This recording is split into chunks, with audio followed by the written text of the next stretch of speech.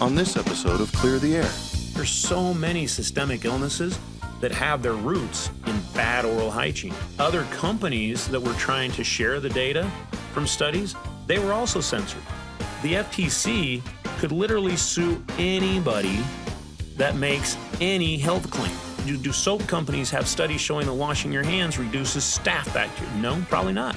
But that's a health claim. There was an article that came out in 2023 that actually just kind of said, hey, you know what? Everything that Xlear's been saying for 20 years is right. And what they pointed out is that the way that the nasal cavity is with the mucus and the cilia and all this, that if you have a pathogen that you breathe in and you have something that you could put in your nose that kills that pathogen or blocks that pathogen, then your chances of getting sick from it go down quite substantially. It shouldn't be so burdensome that it stifles innovation and kills Americans. And that's really what they're doing today. Hello, and welcome to another episode of Clear the Air podcast. I'm your host, Nate Jones, and Joel Melton. Hey, everybody. In past episodes, two past episodes now, this is our third one, I've mentioned how I started a company called Xlear, spelled Xlear. And maybe you're familiar with Xlear, our nasal care products, and Spry, our oral care products. Maybe you even use some of these products. But what you may not know is that we are in a legal battle with our great and glorious and very amazing government, the FTC, because they think that they like moving the goalposts around. That's right. We're in a lawsuit with the FTC. So, how long has this been going on? It's been going on for off and on since July 29th of 2020. So, yeah, you're going on 4 years and counting. Yep, that's right. Yeah. Well, as we term in the government, there's a lot of three-letter organizations. People know some of them and they don't know the others. What does the FTC really do? What does it cover and so forth? In your experience, and maybe to our listeners who don't know, what is the FTC? The FTC is an agency in the government that is supposed to be tasked with protecting the American consumer. That's their logo. It says Federal Trade Commission, protecting Americans' consumers.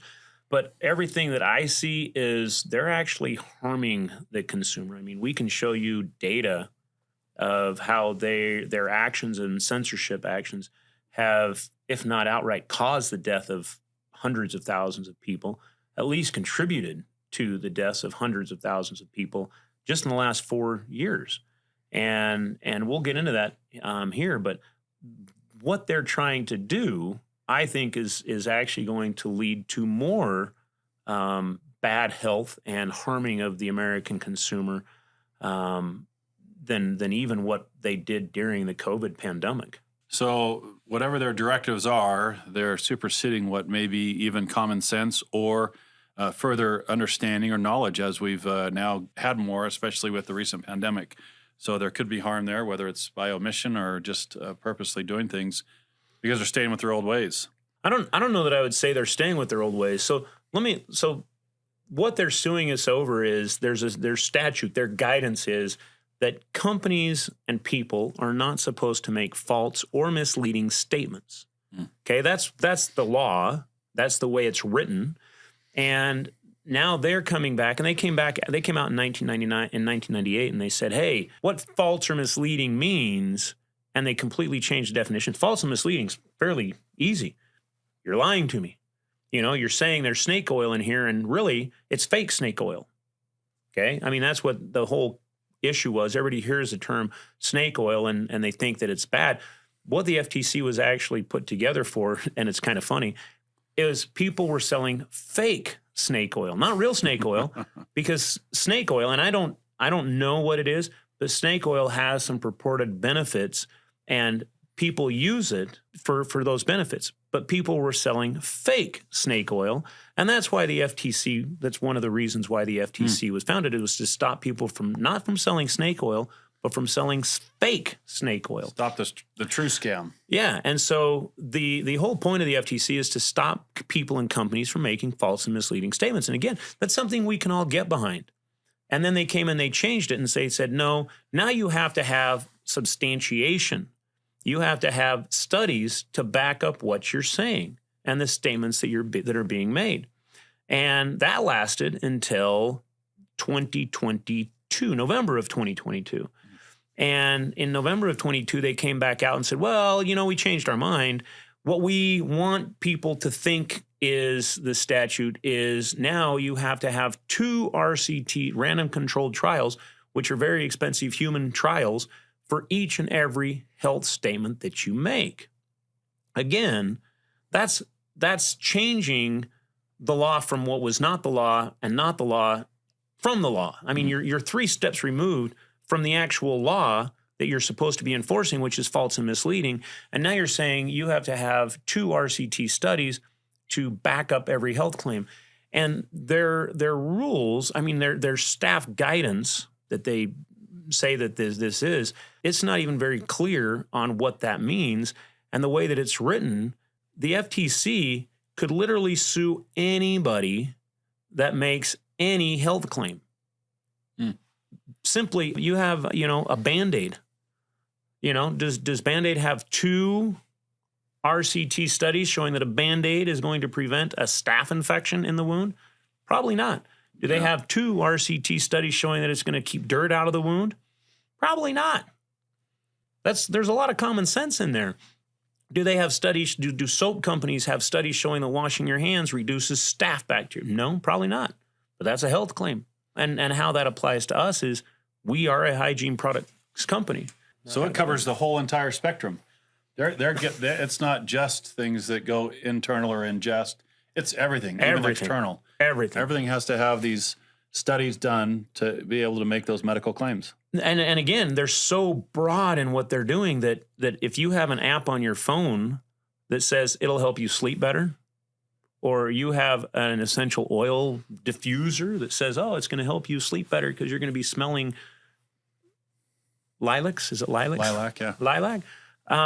That could be interpreted as a health claim. And so really what we see happening is this is an overreach by the FTC to just expand their area of what they think their authority is. And they're picking on a lot of small companies to do that. And I think that what they expected was that when they sued us, we would roll over. I read the law. I read what it is. I read what they're trying to do. And I figured that somebody had to stand up. And so that's why we're here where we are. So that's with the FTC and Xlear and the issues that you just mentioned there.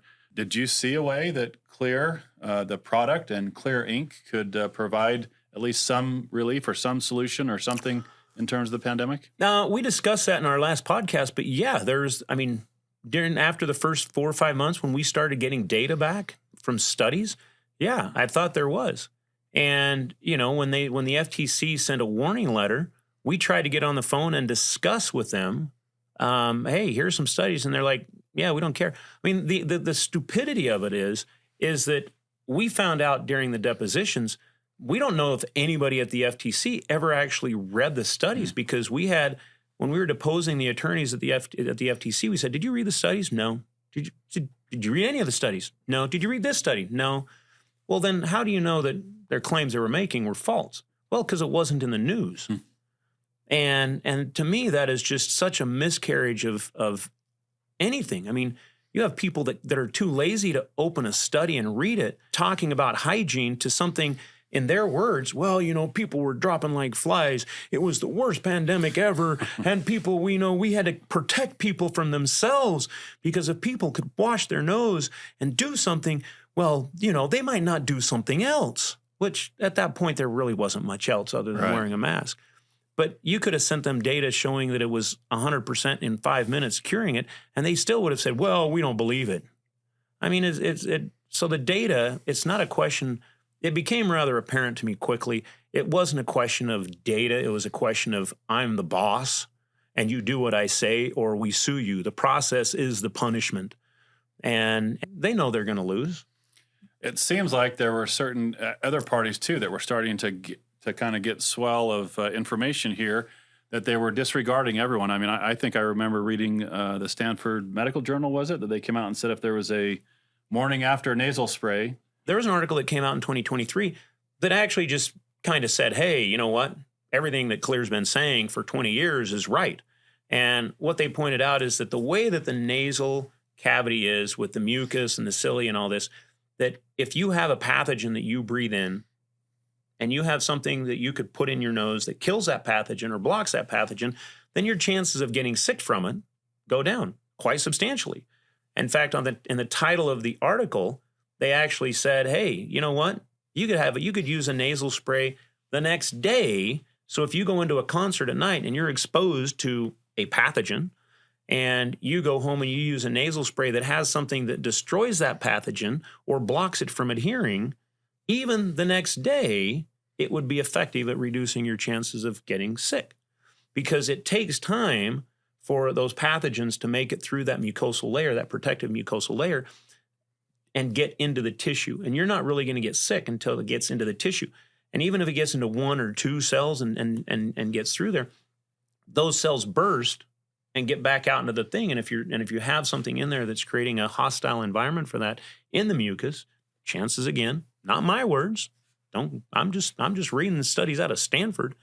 I know that you know, the NIH thinks that doctors that teach their whole career are fringe epidemiologists. Well, I trust most of the people that come out of Stanford as being educated, but you know, it's a great concept. But again, it's a hygiene concept. It's not a pharmaceutical concept. Yeah, that's interesting, and it takes us back to the previous episode we did with the 100 years of pandemic. But I think that's really key here, is looking beyond that, and it's almost to me like, can you see the forest through the trees issue? They look so hard or go to those other things when there's just simple solutions here. So there's a lot of research that's came out since this whole initiation with the FTC and so forth that continues to prove not just that you're right, things that we've known forever and that Xlear has taken advantage of. So what do you think with this research and what's out there with the information, the important information? What did you do with it, or what do we do? What do you do now with that information so that we can continue to further that and get it out to everyone? We tried sharing that information. Again, the FTC came back and said, no, you can't share the data, which again, I think is a First Amendment censorship. I mean, if we were telling you something false, then obviously come after us, but we're not. We're sharing published data. You know, I don't understand where the FTC gets off on censoring. And it wasn't even all about the product, the Xlear product. It was not at all similar products or other hygiene products. Yeah. I mean, we were sharing data about and I mentioned these studies where they came out in early 2020 and said, hey, brush your teeth, periodontal disease. If you have periodontal disease, you're 8 times more likely to die. And we can get into this in another podcast, but there's so many systemic illnesses that have their roots in bad oral hygiene. These gateway, right here is where nearly 100% of the pathogens enter your body.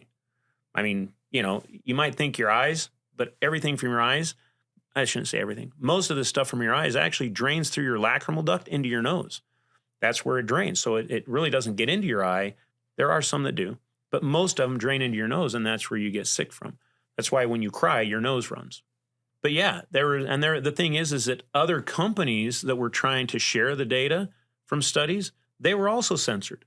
And I think it's a travesty that NeilMed and Navage and some of these other companies, competitors of ours, but as soon as the FTC sent them a warning letter and said, hey, don't share these studies, I think it's a travesty that they did. I mean, they should have stood up. They're bigger companies than we are, but they took all the studies down. They stopped sharing it. They stopped doing, as far as I know, they even stopped doing any further research. So this is censorship by the FTC that is actually stopping the further expansion of that knowledge. And that is what is going to happen if the FTC continues to censor. You're not going to get any solution that isn't a pharmaceutical solution if the FTC is allowed to continue doing what they're doing. Why do you think more people aren't joining the fight, or maybe they are in certain circles? How does that going with the push to continue, not just against the FTC, but what they initiated here with censoring and not being allowed to spread the information? We've started a group and it's growing. I mean, I've written a couple of open letters that have been published in natural industry publications. Other people in the industry have also written a couple of articles, and we're starting to get a group together, and we're going to start getting some lobbying efforts in Congress, because for some reason, everything healthcare related is a political hot button issue. I don't understand it. It shouldn't be. Healthcare is healthcare. Politics is politics. But there's so much of our economy is tied up in sick care, taking care of sick people, that anything that is remotely tied to that becomes a political issue. And, the government is funding so much of the research and so much of health that it becomes a public issue. And, and I think that public health, they actually should be pulling back from that and finding ways to prevent people from getting sick. And we discussed this last time. But if you could stop people from getting sick, it would be much more cost effective. But yet we only spend a couple $2 billion a year. I'm trying to find a solid number there. But from what we can find, it's only a couple $2 billion a year that as a country we spend on health care, as opposed to the trillions that we spend on sick care. Yeah, so if you look at that, and that's a great concept to consider, because it seems like even just in the last 15, 20 years or maybe shorter, that's been the case, where we know that healthcare is a human right, but it's been so politicized as a human right that they jump right into healthcare or sick care. They're not stopping to give people those opportunities, or at least push that. And it seems like that's what's turned it to a political issue. But what's the issue with the FTC and how they've handled Xlear and other companies? I mean, what's the top three things that really kind of is hurting this industry? So they came out with some guidance, and we discussed this in our last podcast a little bit, but they came out with some guidance where they're changing the rules and just making it much, much more difficult for people or for companies to bring new products, innovative products to market in the supplement industry. And, I want to read this, because this is actually a letter that the FTC sent out to, nearly 700 companies in the natural products, and there are actually pharmaceutical products in the supplement industry, where they actually talk about it. And they contradict themselves in their own letter, because what they say here, and this is by Sam Levine of the FTC, but they actually said, while the FTC has a long history of providing guidance on advertising substantiation through both litigated cases and policy statement, many sellers continue to make unsubstantiated claims about their products and false claims about the proof they have. Consequently, the FTC is now using its penalty offense authority to remind advertisers of the legal requirement to have a reasonable basis to support objective product claims and to deter them from making deceptive claims in the future. So even in this letter, they're saying they want to remind advertisers of the legal requirement to have a reasonable basis to support objective product claims, a reasonable basis. We've got all kinds of studies backing it up, saying that it's better than a reasonable basis. And the FTC is now saying, no, a reasonable basis is you have to have 2 RCT studies, which the FTC is requiring 2 RCT studies for a supplement. The FDA, which regulates drugs and pharmaceuticals and stuff like that, they don't even require 2 RCT studies for each and every product or a health claim. And for the FTC to go out there and try to do that and put a higher standard for a supplement than what you have for a pharmaceutical is ludicrous. The reason why DSHEA, the Dietary Supplement and Health Education Act, came about is because the FTC was trying to, regulate the natural products industry. And let me be clear with this, because we do sell in the natural products industry, but it's not our core business. Our products, we just naturally make them natural. I guess that's too many naturals in one natural sentence. That's unnatural. It's unnatural. But the whole concept behind it is natural products, supplements, and natural medicines and stuff. They've been used for thousands of years, hundreds or thousands of years. Not hundreds of thousands, but hundreds, if not thousands of years. They've used it. Ginseng, St. John's wort, mint stuff, all of this stuff. Again, I'm not very well versed in that. That's not my forte. But they've been used safely for thousands of years. Pharmaceuticals, on the other hand, have been around for about 100 years now, maybe 120, somewhere in there. And so the FDA was put in there to regulate the drugs and make sure that they were safe and that there were studies showing that they worked. And this is my opinion, but I think that the pharmaceutical industry, as it has grown to be as big and powerful as it is, they're putting pressure on the government to shut down the natural industry, the natural products industry, and make people more dependent than they already are on expensive pharmaceuticals. And the FTC is part of that, because now they're going, you have to have a higher level of substantiation for a product that's, the ingredients have been used for hundreds, if not thousands of years safely, than what the drugs do.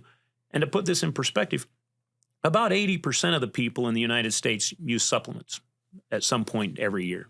Okay, they use them. People use vitamins. They take minerals. They use supplements. About 70% of the people use pharmaceuticals. But every year there's over 2 million adverse events reported to the FDA because of pharmaceuticals used how they're prescribed, not abused, because that's a whole other can of worms, but used how they're prescribed. There's over 2 million adverse events reported. With the natural products industry, it's right around right around 3,000 adverse reports. Wow. So if you want to talk about an industry that needs to be regulated, you go after the one with the 2 million adverse events, right, not the one with the 3,000. Right. And usually the adverse events from pharmaceuticals are much worse than they are for, ginkgo biloba. So that's a great point as you think of this and really where they're targeting, and not that pharmaceuticals are the fake snake oil, but it certainly alludes to the fact that if they're going after those that have fewer events, why not concentrate on those that have 2 million? It's certainly an interesting proposition. What's the status of the lawsuit? Where are you at with that? We're still doing depositions. I mean, we're 2.5 years into it now, and they have yet to depose me. I mean, I think it's one of their strategies is they try to make it expensive. And so they push it out, and they do make it expensive. Just continues to go on and on. Yeah. So potentially no end in near future. Oh, no, it'll be end of 25, 2026 before it, I don't think they're in any hurry to make us see the courtroom. I mean, I'm pretty confident that they're going to lose. They don't have a single study showing that it doesn't work. Right. So you mentioned earlier about some letters you had written, and we'll put something in the link in the description here, but I think you wrote a really interesting letter that actually got published as a letter to the editor and outlined your experience thus far as a business owner, and just your experience with the FTC. What do you think the takeaway is from that letter, if you could sum that up?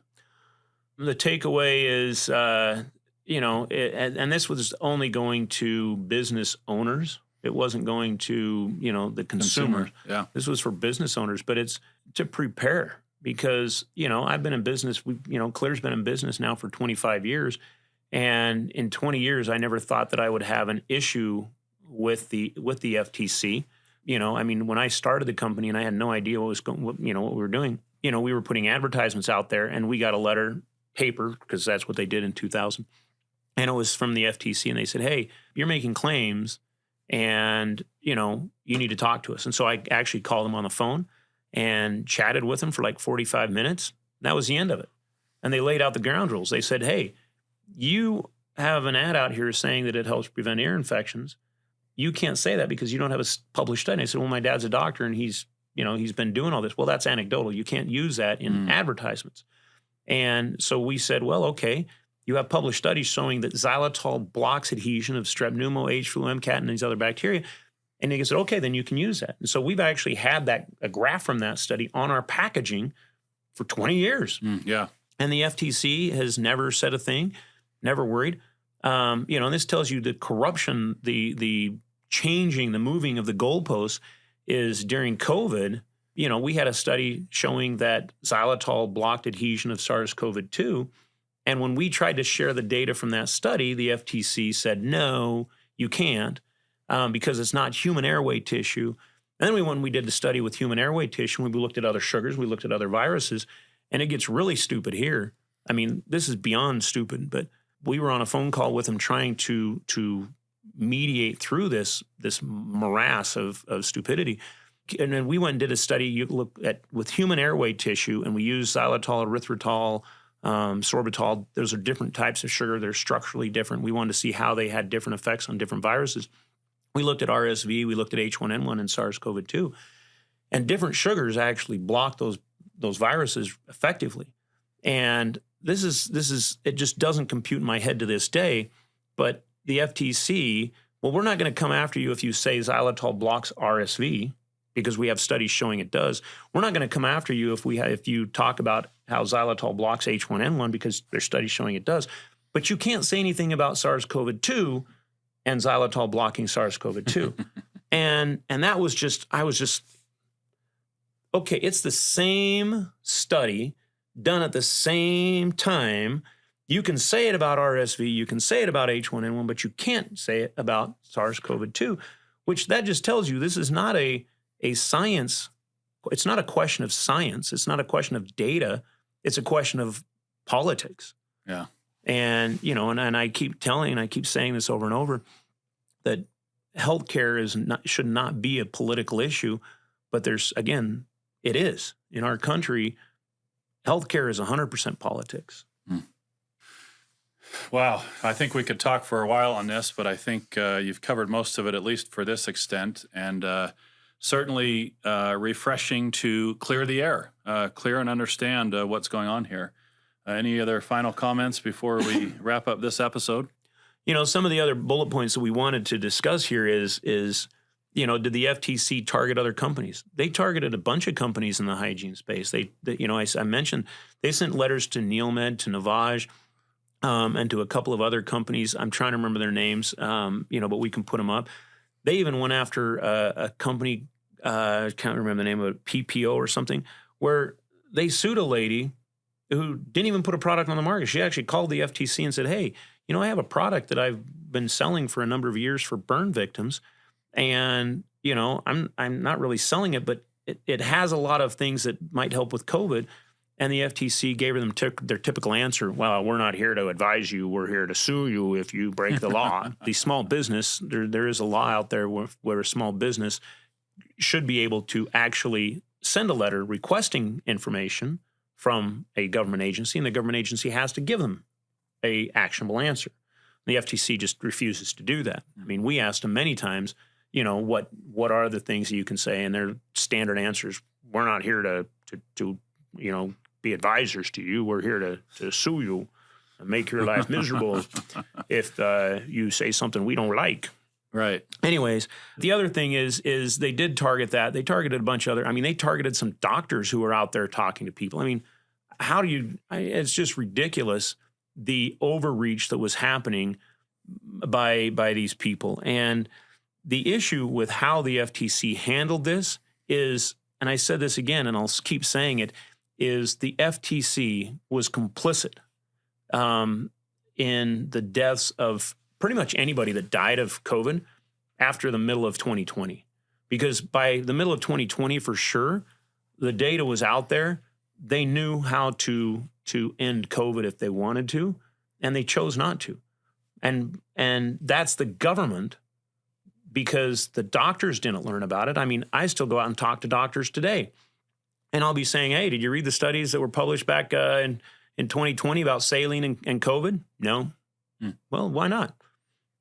I haven't heard anything about it. Well, that's great. That's because of government censorship. Yeah. And the FTC came and they said, hey, you can go out and pay to do research. You just can't share it. I'm like, well, what's the point of paying to do research if you can't share it? Right. I mean, it's nonsensical is really what it is.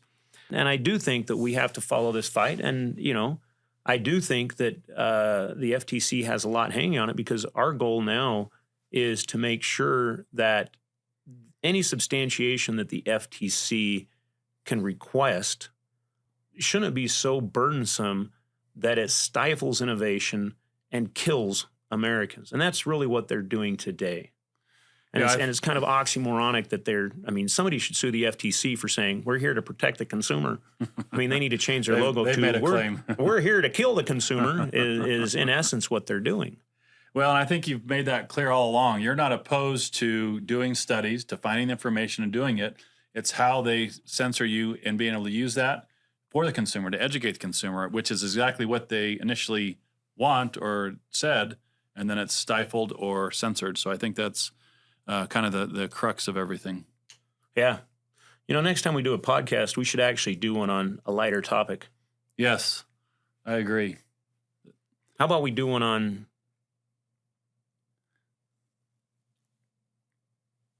a lighter topic? Yes. I'm trying to think of a lighter topic we can do one on.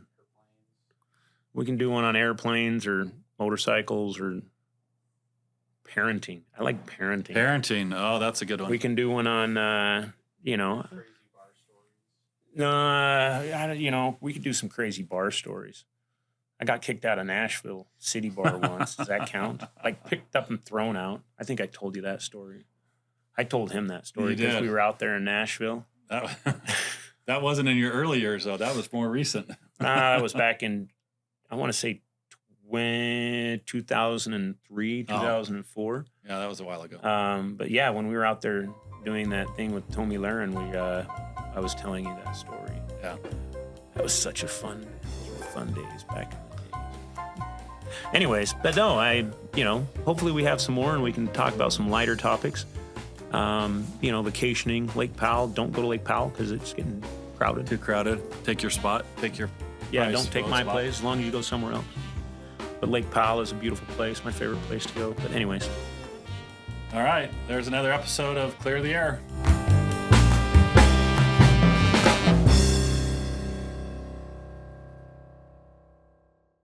This episode of Clear the Air was hosted by Nate Jones, co-hosted by Joel Melton, produced by David Monk, associate producer Matthew Davis. Video and audio were edited by Caleb Scoresby, research by Sabre Bills, music by Augusto Diniz. If you enjoyed this episode of Clear the Air, be sure to follow, like, and subscribe so you don't miss out on the latest episode. Have a favorite episode? Share it with a friend. New episodes of Clear the Air are published weekly on YouTube, Spotify, Apple Podcasts, or wherever you listen to your podcasts. Thanks for listening. We'll catch you next time.